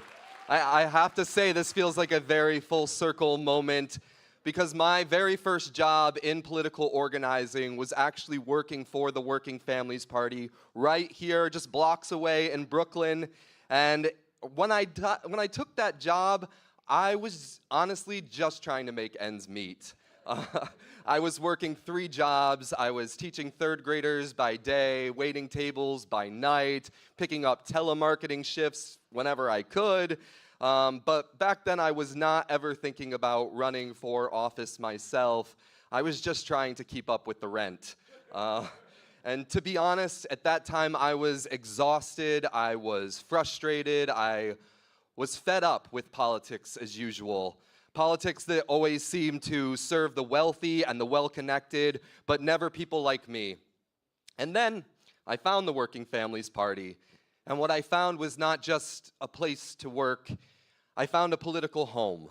I found values I believe in. I found the best organizer training that I could have asked for. And most importantly, I found community. I started knocking doors, talking to neighbors, and building power from the ground up. And in that work, I learned a truth that still drives me today. That if we want a better future, we have to build it together. WFP taught me that bold ideas only become real when we organize, strategize, and refuse to back down. And I carry those lessons with me into every room that I go into, that we must stand with working people, and we should never settle for the status quo. Those values have guided me throughout every step of my professional career, from working at the New York City Council to working for our state senator, Leo Webb, in the Southern Tier, where I was proud to assist on efforts to pass landmark environmental protections, hold utility companies accountable, and secure historic funding for our public schools. But every day it becomes more clear to me that we don't need tweaks to our broken system. We need a transformation. In Binghamton, the challenges are real. They mirror what working people across this state face, across this country face. We have 33% of our residents living in poverty. That's 3 times the national average. Our rents continue to rise, and absentee landlords neglect properties and exploit our tenants. And all that while the average median income for an individual in Binghamton remains at $27,000 a year. We must build a different future, one where we center the needs of working people and invest in the most vulnerable. Because in a time when Washington tries to divide us up and rip away funding from our municipalities and strip away our rights, it's our cities and towns that must step up, leading with vision, values, and courage to deliver real solutions for the people who cannot wait. Now more than ever, mayors can't just be managers. We have to be fighters and protectors. We need to work as a coalition of mayors and local leaders from Buffalo to Binghamton to New York City who will stand up against far-right attacks from Washington and show what's possible when we govern for working families. And that's what my campaign's about, and that's what Zohran Mamdani has been fighting for. Now, Zohran and I have a few things in common. We are both 33 years old. We both have built grassroots campaigns led by volunteers and funded by small donations. And we are both up against Republican incumbents. Just kidding, just kidding.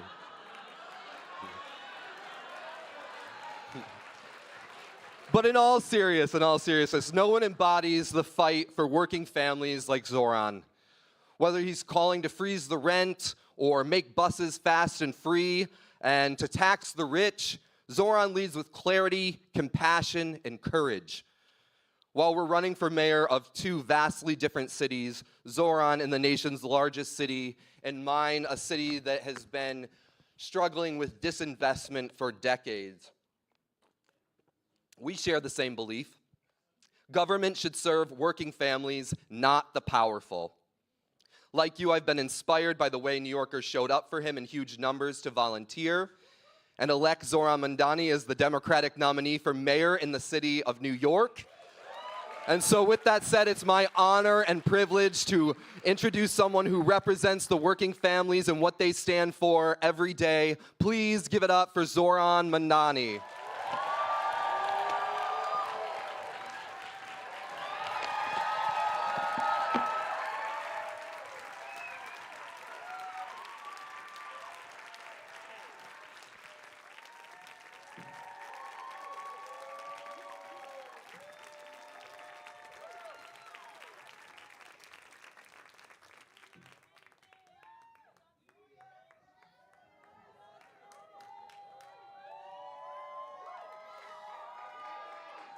Good afternoon, everyone. Good afternoon, everyone. It is such a privilege to join so many progressive champions, those that are on stage, those that are here with us in the crowd, those that have made it possible for us to be in elected office. As we celebrate the work that we have done and we recommit to the work that is still left. Before I begin, I want to take a moment to thank the Working Families Party leadership. In the months since June 24th, the experts, the pundits, they have all weighed in about how our campaign was won, the lessons that should be learned, and what other candidates should emulate. I'm going to leave the post-game analysis to them. What I will say, however, is that this would not have been possible without WFP. It is easy to look at the energy of this campaign today and assume that we were always on course for this. I can assure you that that was not the case. For a long time, no one knew my name, and no one thought that we could win. There's one guy who still can't get it right. But even he can say the words Democratic nominee. But from the beginning, WFP was there. It was WFP leadership that began conversations with me about a possible candidacy before I announced. It was a meeting with Anna Maria at Under Pressure, a coffee shop on 31st Street in Astoria, where she pulled up a poll and showed me at 1%, and that was a very charitable rounding up to 1%. It was groups like New York Communities for Change that endorsed me on the very first day of this campaign. Support more meaningful than words can ever describe. And it was the WFP that came together at the end of May, ranked our campaign #1, and gave us the momentum we needed to sustain that grassroots energy to get across the finish line. It was thanks to your organizing, to your hard work, and to the hard work that so many in this room contributed to, that we were able to reach and persuade thousands of New Yorkers. And as tempting as it is in electoral politics to attribute the success of a campaign to the candidate whose name that voters vote for, we know the truth. This is your victory. This is the victory that you made possible, and it belongs to you. And I'm so proud of what we were able to achieve because I know what it means to so many New Yorkers. I know what it means to the 4 New Yorkers who were in their car as I got back to my apartment building late last night. They jumped out. They ran over to my apartment building front door. I said, oh my God, oh my God, oh my God, oh my God. I said, how's it going? And one of them said, I turned 18 just before the primary. And I voted for you.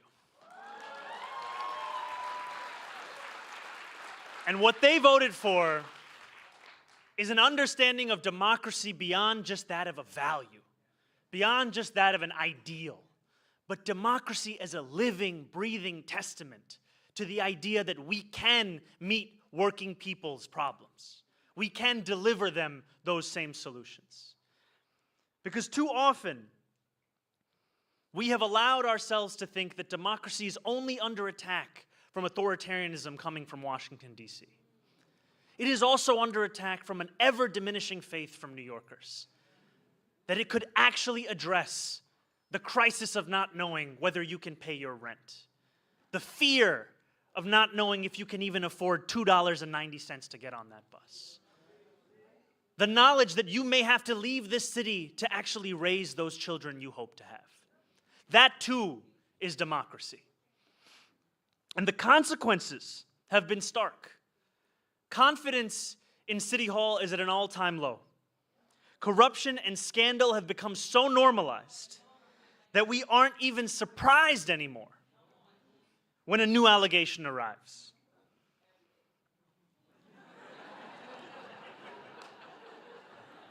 What we have now, however, is a remarkable opportunity to not only challenge that apathy, but to send a message nationwide. We can show this country that it is not enough for us to simply fight back against something. We must also fight for working people.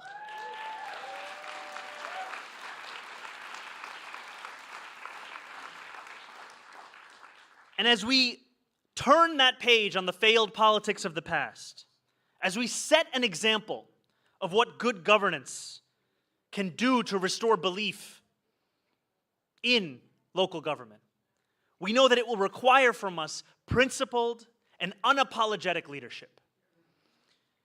As Donald Trump and his party pass legislation that will steal food from the hungry, that will throw millions of Americans off their health care, and will do so by continuing in their tradition of some of the largest wealth transfers in the history of this nation, from the working class to the billionaires who already have so much they don't know what to do with it, except apparently to sometimes light it on fire in municipal elections. We must call out their self-serving corruption and offer an inclusive affordability agenda of our own. As ICE storms into our communities and abduct our neighbors, we must follow the example of our city's controller, Brad Lander, who is here with us.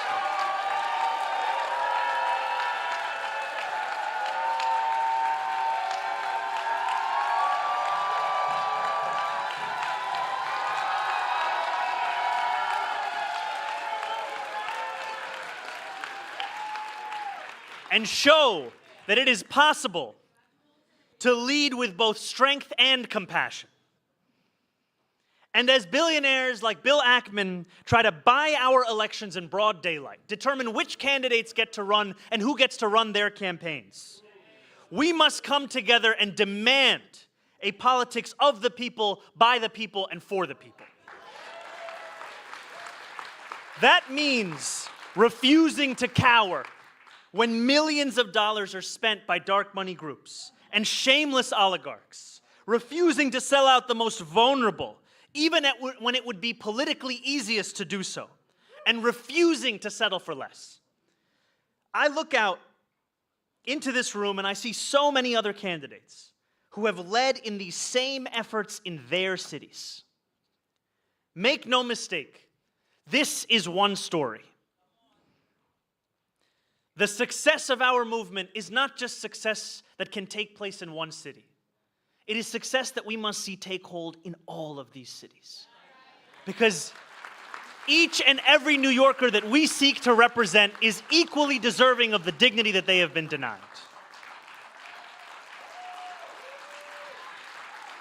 And I take enormous strength from those in this room and from the knowledge that while these next few months will require us to remain organized, strategic, and endure great tests, that we have given millions of people the rarest of things. We have given them hope. People who have never found a political home before now recognize themselves in our campaigns. People who have never dared to dream are doing so now for the first time. In 2021,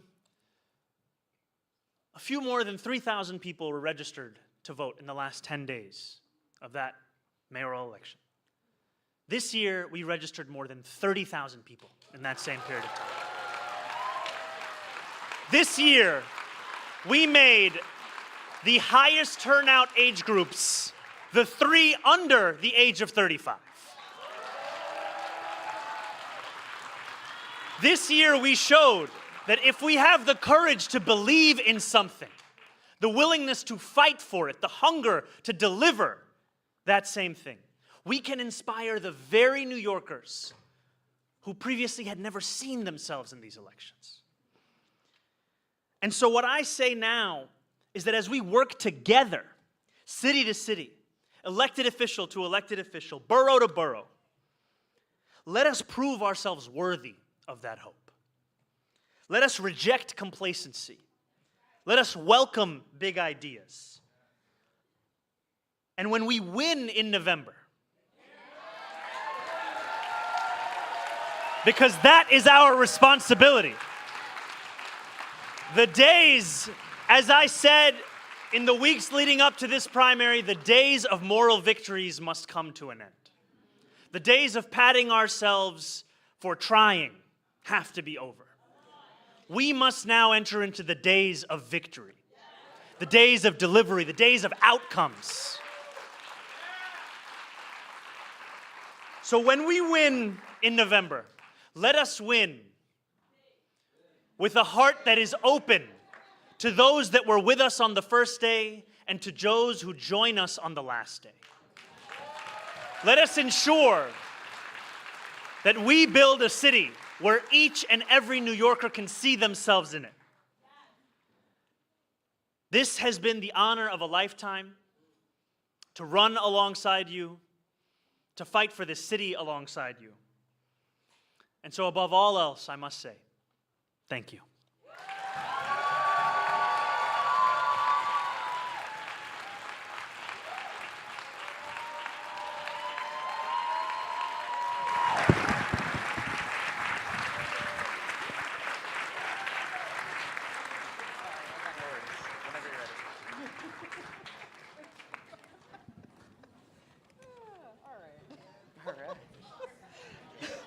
Sorry, I had to improvise for my outfit choice because I didn't really agree to that type of show. Trying to keep it clean and classy, all right, all right. Me again, everyone. So now we're gonna start this amazing panel. Well, we will. Where's Dr. Dorcey? There we go. We will start this incredible panel of these amazing candidates. Really excited to hear from them, so thank you for staying with us. So for my first question, I'm gonna start with you, Zohran, since you're sitting right next to me. The Democratic Party is truly in a moment of introspection as they're trying to figure out how to enlist voters in their vision after Trump's victory last November. Boo, hiss, right? Okay. You just won a highly competitive Democratic race here in the city, where last year Trump made real gains, right? Real gains in the city, and thousands of Democrats stayed home. So what lessons do you draw from your race, and what advice would you offer on how to enlist voters into a bold vision? First of all, can we have a round of applause for an incredible person and an incredible organizer in this city. And I think it's very meaningful to me as we are on this stage as elected officials to be joined by one of the leading lights of the labor movement here in our city. Because we know that our struggle is not one that can deliver everything just from the ballot box. We have to deliver it in the workplace as well. From the beginning of this race, we wanted to ensure that New Yorkers knew what it was that we were fighting for. And so now when I go into a room, I can say, freeze the, make buses fast and, deliver universal. Because too often with politics, you don't know what exactly that agenda is. What does it mean to you? What does it mean for your life? And as I sat with the kitchen cabinet of our campaign and we were thinking about what could these ideas be, we worked backwards from what are the crises in working people's lives. Too often, we think of our responsibility as politicians to make the possible seem as if it is the principled. Our job is to make the principled into the possible. And we know, ask any New Yorker, you know that housing is the #1 crisis. You know that after housing, it's childcare. You know that in a city of 8.5 million people, more than 1 million ride the bus. And it's the slowest bus in the country. So how can you speak to those crises directly? And how can you also do it with a humility that you not lecture, but you listen? And I mean that as something that we should embody. And I also mean that with who we have in this audience today. One of the things I was most proud of as an elected official before running for mayor was fighting with the New York Taxi Workers Alliance for close to $500 million of debt relief, and the pinnacle of that fight was a hunger strike. We went on for 15 days. We didn't know it was going to be 15 days. And that idea, for me, came from my colleague in the audience here, Marcela Matenas, who went on that hunger strike for the Excluded Workers Fund that same year. So to know that we have things to learn from others, and we have them also to learn from New Yorkers, and that I think the thing New Yorkers hate more than a politician they disagree with is one that they cannot trust. So it's not to say every New Yorker agrees with my policies, but they know what they are. They know that when I'm speaking to CEOs of the top companies in this city, I am still speaking about matching the state's top corporate tax rate to that of the radical socialist utopia of New Jersey. They know that I am saying the same thing in the Bronx that I'm saying in Staten Island. I'm saying the same thing in Astoria that I'm saying in Jamaica. I'm saying the same thing in Tribeca that I'm saying on Dyckman. And that's important because if you don't have the consistency, then you don't know where you actually stand with the politicians seeking to represent you. Thank you. Round of applause for that, please. Thank you. Dorcey, I want to ask you the same question because you had quite the competitive primary in Albany as well. So many lessons learned. I think the first was this notion that you can't mistake cook time for prep time. We campaigned for 3 years. I knew early on that in order to do what had never been done before, we had to do what had never been done before. And as I always told the team and any constituent I met, there will be no other candidate that will outwork, out-hustle, and outsmart me in this campaign.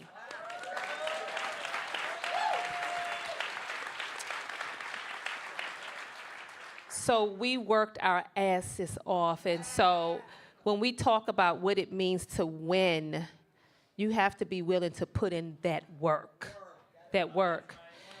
In addition, we have to be in the business of hope dealing.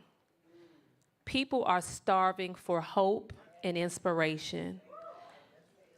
I spent 45 minutes at one person's door who was so disengaged from the political process because of national politics, she would not even sign a petition.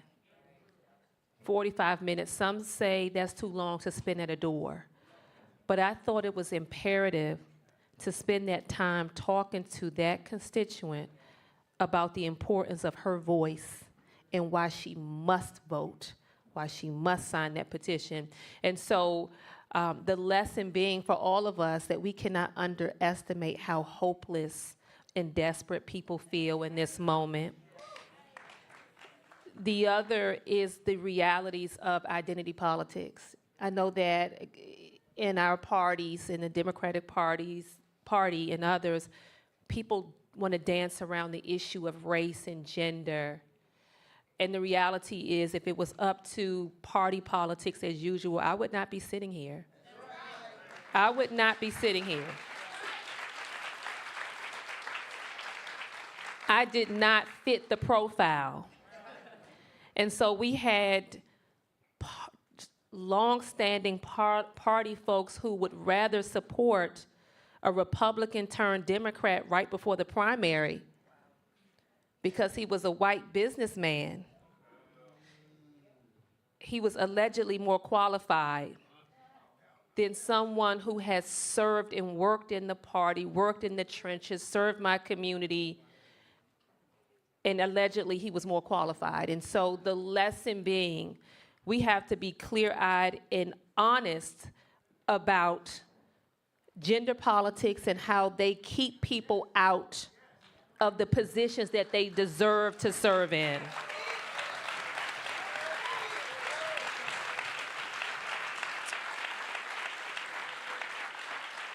And then lastly, because I want to give space, the importance of a broad tent team and campaign.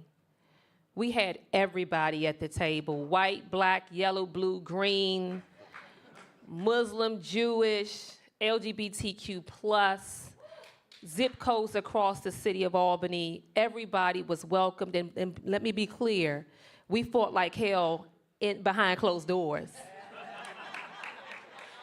We fought, but when we came out, one team, one message, and in any leader, you have to have multiple voices at the table to make the best decisions for the broad constituencies that you serve. And so I welcome conflict, I welcome disagreement, I welcomed any perspective, and it made us the best campaign and made me the best candidate. So thank you. Thank you for that. These are great lessons that we're taking from these campaigns. This next question, I want to go to Sharon and Miles for this one. We live in one of the richest states in the country, and yet in each of the cities you represent, people are struggling to make ends meet. In fact, Syracuse and Binghamton are among the poorest cities in the country. People all over the state are anxious, they're crushed by an affordability crisis, and are looking for leaders who will fight for them. So in this context, what is your mandate? Sharon, let's start with you. Let's hear from you. So let's peel that apart even a little bit more. When we look at national childhood poverty rates in the entire country, at the top of the top 10 consistently are Syracuse, Buffalo, and Rochester. So in the great state of New York, with all the wealth, consistently, Syracuse, Rochester, and Buffalo. So my mandate is, people talk about poverty, but poverty is a financial definition. What we address are the manifestations of that financial situation, as we should. Poor housing choice, poor nutrition choice, poor options across the board. But until we are purposeful in having very clear conversations about, until we increased the wealth in households, then you're not going to address the poverty rate. So in Syracuse, which has been divested for decades, when New Process Gear and Carrier Corporation and Miller Brewery all started moving away. That was actually when I came to Syracuse, or decided to choose Syracuse as my home after graduating from Syracuse University. all of those jobs went away. You either had to follow it or you got a less paying or job worth your skill set. Here we are in a moment again in Syracuse where investment is, everyone's looking at us. Our natural resources, our power grid, Micron, the residual companies, and as I said in my introduction, that is great. I'm excited about it. I'm actually pro that industry. But that industry must affect the purses and wallets of the people that live in that city. Absolutely. And so that trajectory to ensure that we don't become a Seattle, where the people who live in Syracuse can't live in Syracuse anymore. We do that by multiple tools. Where you lay your head should not determine the trajectory of your potential, but how you lay your head is absolutely going to do that. Is it safe, affordable, healthy? And so we're going to do that, my mandate, because it starts where you call home. That's where it starts. That's how we're able to get up, hopefully, and be productive, is because we were in a place, an environment that was safe, affordable, and healthy. And so now the mandate is to ensure that we use every tool possible for us in Syracuse. We have just about the only inclusionary zoning law in all of Central New York and Onondaga County. So our development requires affordable units within new development in our city. Requires it. There's maybe only one other municipality going down that route in all of Onondaga County, where Syracuse is. And the other is, I was the only person in the primary that was a supporter and still a supporter of good cause eviction.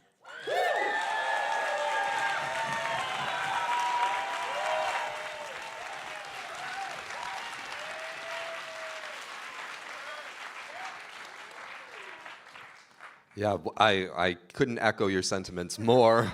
I think that if you know anything about our campaign, we talk very often about, we say we want to build a better Binghamton for everyone. And the two words in there that are important to me is the everyone, because for so long, people in our community who are not doing well economically are left out of the decision-making process, left out of the rooms where we need to make these decisions and these priorities come to life. And the other word is build, because I really believe, especially in Binghamton, that the root cause of so many issues and the perpetuation of poverty is the lack of quality, safe, affordable housing. I think that housing is a human right. And I think that if we're not addressing that root cause, public safety, education outcomes, health outcomes, they all go down because of that. So for us, we live in our city is, to many people, a college town. And we have student landlords that are not paying their fair share and running amok while people are subsidizing these rents that go up and up and up and make it more unaffordable for people to live every day. So when we talk about poverty, and I mentioned in my earlier remarks, we have 33% of Binghamton living in poverty, and for young people, it's even worse. If you're under 18, 43% of children are living in poverty. As I said, our average median income is $27,000 for an individual. We have had our houseless community triple in the past 7 years. And I know that many people in our community think that that is due to industry leaving the area over the past few decades. But it's also because of a lack of political will and a lack of leadership and putting resources where they need to be. So for me, tackling the housing crisis is paramount to alleviating poverty.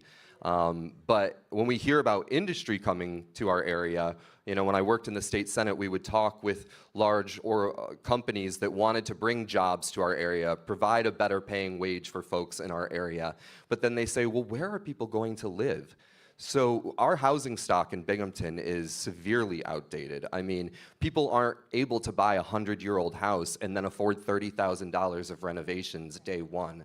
So I think that the city needs to be leading that charge to revitalize these properties and create a much easier path to first-time home ownership, because that's where we see wealth generated for people. But I could go on, and you know, people say the devil is in the details, but I personally believe that the impact is in the implementation. And as mayor, we are going to prioritize working people every day and making sure that we're addressing those statistics. I like that. Impact is in implementation. 100% student. It'll be on a reel soon, right, on Instagram. Okay, so I'm going to ask, let's see, how much time do I have? Can I do 10 minutes? All right, 10 minutes. All right, okay. We're going to do our best.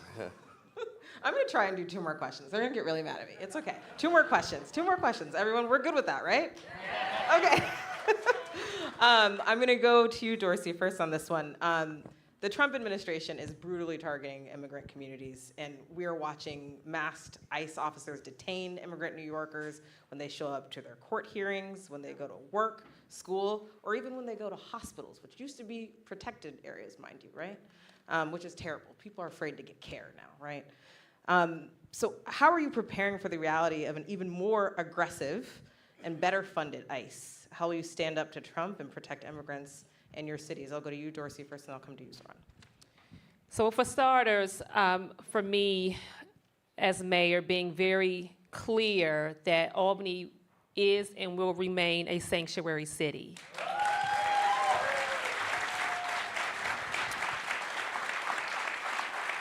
As I've told the residents of Albany, I am 10 toes down on that promise and that mandate. Albany is a city of immigrants, a very diverse city, and it's been a welcoming city, and it will remain that. I think also being very clear that we have to work in partnership with our nonprofits, with our immigrant communities to make sure that we have plans in place.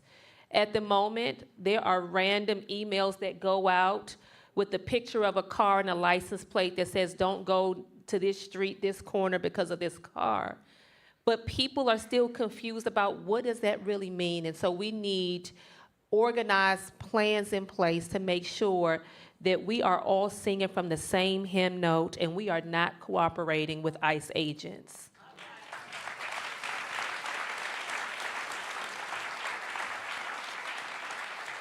And we're using every tool at our disposal. I'm looking at our AG James, again, who has been a national leader on standing firm and fighting the Trump administration. We cannot do this work alone as mayors. You have to lean in to relationships and networks across municipalities, but also with our state and federal colleagues who understand our assignment and understand the mandate. And so I look forward to leaning into those relationships to protect the rights and dignities of our people.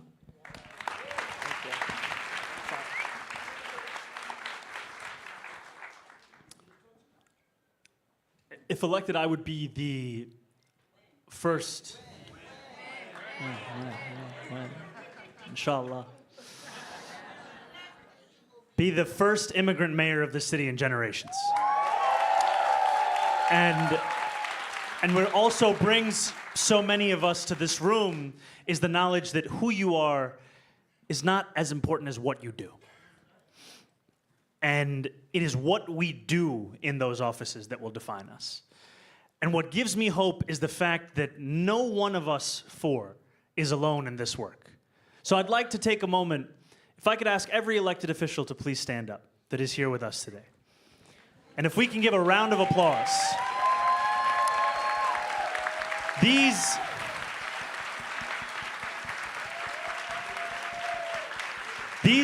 elected officials that you see, they are fighting for you at the rallies that you watch, and in the rooms that you don't even know about. And I say that because I've seen it. And it's important for us to acknowledge that no one person can do this alone. No one level of government can do this alone. It will take city, it will take state, it will take federal, it will take all of us. And it will take us using the tools that we know about and the ones that we are learning about for the first time. And it is their ability to shine a light on the stakes of this that reminds people what is at hand. You know, Tony Simone, assembly member that I have had the pleasure of serving with. Tony in Albany would tell many of us the story of his own family and what this climate means for those family members. And it gives you an indication of what's happening across our entire city and our state and our country.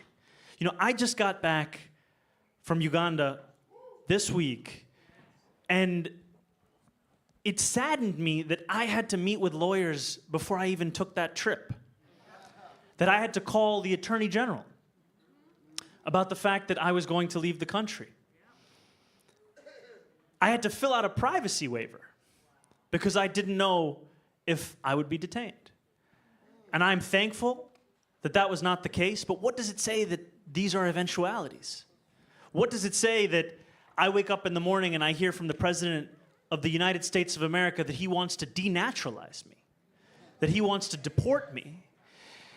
Because what they will say about those of us whose names we know, it leads you to wonder, what will they say about those whose names we don't? And you read the stories of what has happened to people who have been sent to El Salvador. They should chill us to the very core of our being. They are reprehensible stories that attack the very fabric of this country. And so what we have to do is work with every single one of our partners, use every single tool that we have, stand up unabashedly for the fact that we are a sanctuary city, that is a policy that has kept New Yorkers safe, and start to provide legal representation to New Yorkers in those deportation proceedings. Because if we know that the act of doing so increases the likelihood of that New Yorker by 11 times to get home to their family, then we are culpable if we don't provide them with that service. That is what we have to do so that we can live up to the symbolism of this city that we have long sought to celebrate in the immigrant nature of this same place we call home. Thank you for that. Okay, we're on to our last question, and it's for the whole panel. We know that the task of governing is full of challenges. So what do you need from the people in this room? What do you need from the Working Families Party, from movement organizations, from labor, from elected allies to be able to succeed in delivering for working people? And if there was one thing you wanted Albany to do, we've got some state legislators in the room, listen up. What is that?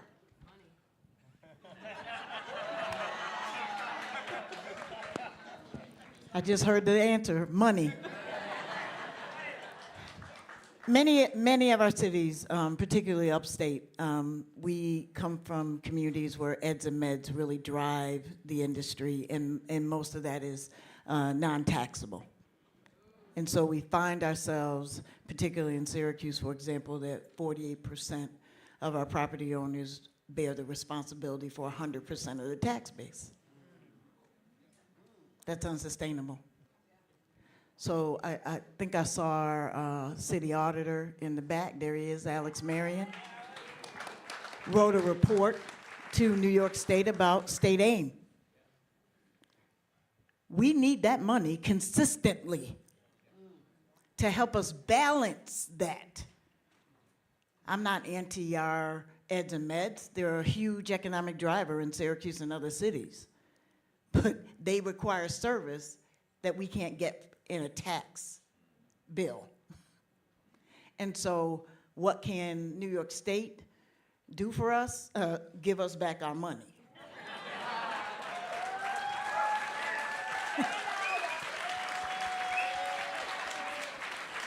continue the initiatives that help us fight poverty. I know it is a hefty lift for New York State to address the gap of federal funding. That is an incredibly steep gap to find, but continue to look. The lie that food stamps is used by some shadow people. Food stamps supplements the income of working New Yorkers. And so to continue to fund SNAP. My background is 30 years in not-for-profit work. Before I set foot in a government office, I worked in kitchens. I worked for Head Start. So to imagine Head Start, who defunds Head Start?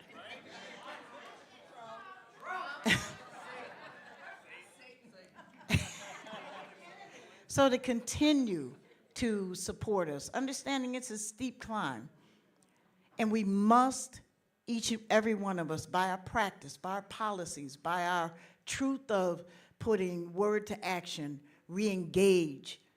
My daughter's 34 years old. Re-engaging that next generation, the Mo Browns of our community, getting them prepared to be the next leaders in our community and being re-engaged in the political process, not just voting, sitting on planning commission boards, zoning appeal boards, all of those boards of non-elected people that make a lot of determinations for how cities are run. So that re-engagement is critical. I intend as mayor, not if, but when, mayor, to appoint this new generation of thinkers, innovators to these very important bodies that govern how our cities run. And one more, if you indulge me. Whenever I'm wrong about something, I correct myself. There was one other candidate that was supporting good cause, but I support good cause, and I'm going to be mayor.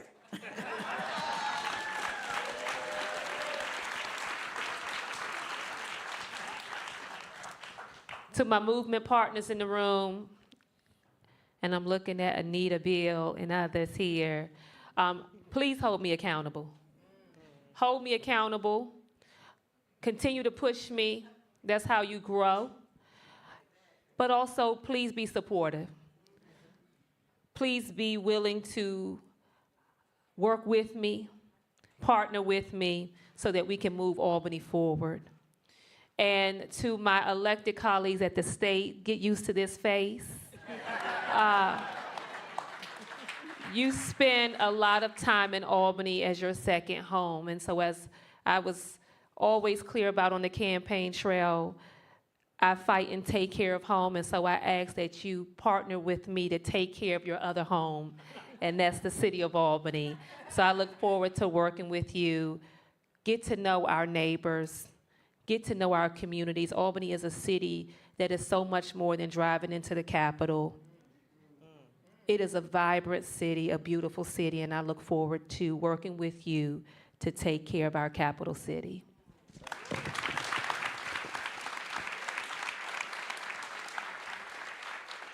So for Albany, I think it's becoming clear you're going to have a coalition of mayors that are going to be beating down your doors to make sure that we get the funding and resources that we need, because we need them, particularly in our rural cities upstate. We have had decades of disinvestment and industry loss and stagnant wages. And as we are seeing these federal attacks towards our community development block grants, things that my city rely heavily on to fund our code department, to fund nonprofits, to fund vital programs for our youth, we are going to have to find ways to fill that gap. And as I told you, we're not a wealthy city, so having it come from within us is not as easy as it sounds. So I look forward to working with everyone here and mayors across the state to be strength in numbers. In that way, I think that in terms of Working Families Party, because you've been so good to me, proud to be endorsed by you first, and proud of having you be my first organizer job ever when I really, really needed it. Thanks for sending me to Brownsville on day one. It was... I came back, they said, you came back. I guess we'll keep you. But what we need from the Working Families Party, from my campaign, and from folks all across the state is your help. We do. I do not have matching funds programs, but I have a lot of people to connect with. We consistently lose this mayor's seat in Binghamton by about 400 to 500 votes. And yet we outnumber the Republicans 2-1 in the city of Binghamton. We actually have more independents in the city of Binghamton than we have Republicans, yet we still lose that seat. And one, I believe it's because the platforms that have been put forward do not engage anybody or speak to them or fight for them. But I do think that we are growing a movement here. We have dozens of interns, ones that stayed during their college break to work every day, beating doors, making phone calls, eating lots of pizza.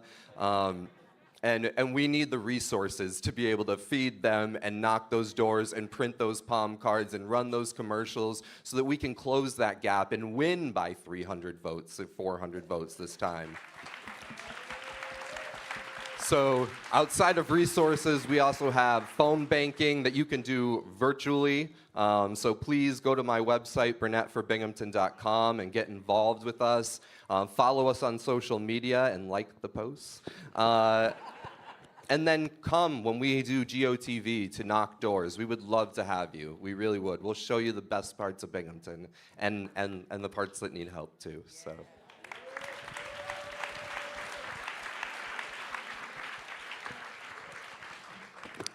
So one of the things that we have in common is that we will both face a competitive general election. And I bring that up because as much as we must celebrate what we accomplished in the primary, we have to be clear-eyed about the challenge that is ahead. And so to the question of what help do I ask for? I ask for recommitment to this same fight.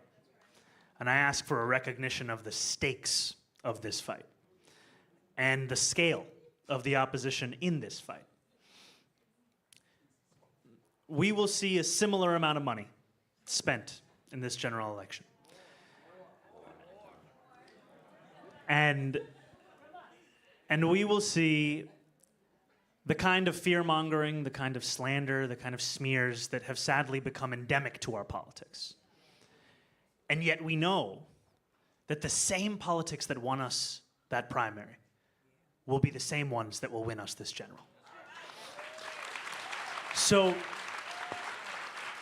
in the way that when we started this primary, there were some that doubted whether we could get 50,000 votes, and then we ended with more than 50,000 volunteers. I challenge everyone in this room, and myself as well, that we build an even bigger campaign. A campaign that speaks to even more New Yorkers, and one that understands that New Yorkers who are registered as independents, as Republicans, they are just as in need of a city they can afford as New Yorkers who are registered as Democrats. You know, in the last 3 hours of primary day, I went through something that I think many elected officials can relate to. I was convinced we were going to lose. And I was walking around Maria Hernandez Park in Bushwick, and I met a guy, and he was like, "Can I take a selfie?" And I was like, "Have you voted?" He was like, "I haven't voted." I was like, "What are you doing?" He said, "My polling site's at my mom's house. It's like a mile away." And I had a car with me that was taking me around from site to site, and I was like, "Get in the car. Get in the car." And I sent him in that car. And then I was alone in the park. But I was like, one vote, we got one vote. But then as I left the park, there was a young man who came over on his motorbike, stopped his motorbike, took his helmet off, said, "Can I get a selfie?" I said, "Have you voted?" He said, "I was told that I can only vote in presidential elections." I said, What are you talking about?" He said, "Someone told me the way I'm registered, I can only vote in I was like, "Let's look at your registration." He was a Republican. He was 18 years old, he was a Republican. And so I said, "You can't vote today, but you can vote in November." And I tell you this story because we have that same opportunity to bring more people in, beyond those that we think of. And so I ask you to knock on doors, I ask you to contribute, I ask you to see yourself in this movement and to build this movement with us. And to Albany, what I ask is what I will also offer. which is partnership. There are elected officials who have been in Albany at a time when we had a former governor who refused to even admit that the MTA was a state entity. We spent debates over who ran the MTA, not what we would do about the MTA. And so what I ask of Albany is what I already see present in that place. I see the potential for us to deliver this agenda. And I see the potential for us to look next year in July and see significant progress towards that agenda of affordability. Because those same priorities of taxing the wealthiest in New York with the most profitable corporations, delivering for the most working class, those are the priorities you will see in every single one-house budget coming out of the Assembly and the State Senate. What if they had a partner in City Hall that instead of fear-mongering was focused on delivering for the same working people we all represent? And I can tell you I am excited for Tin Cup Day, because I have been living off just those 3 minutes I've been given. And if you're the mayor of New York City, you get a little bit more time. And it's an opportunity to build with people who've already put forward the ideas that we need to deliver on. And that's who I see in this crowd, and that's who I know I'll find in Albany, especially when we go to Shah's Halal, which is open until 3 a.m., and it's sustained me many, many times when we are there for that legislative session. Thank you so much. Everyone, another round of applause for this amazing panel, this very amazing panel.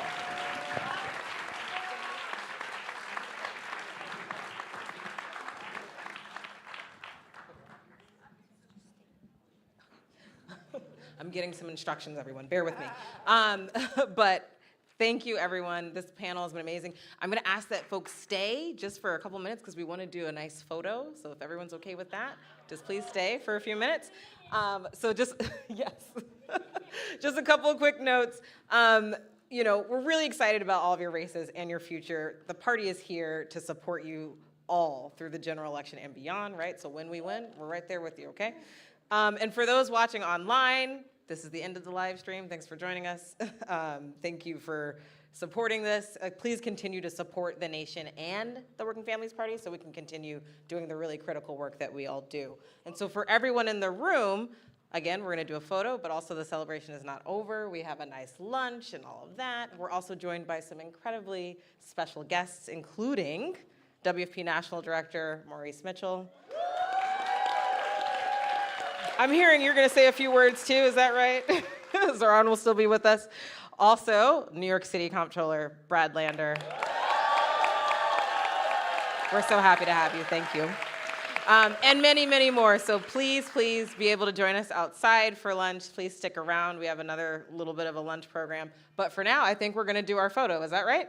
Yes, so I know everyone wants a picture with Zohran Mamdani and all the candidates for mayor. You will get your picture. Just stay. Okay, if all of you could just come and stand right next to these amazing leaders. And everybody, if you can, please stand, and then we'll have a picture taken.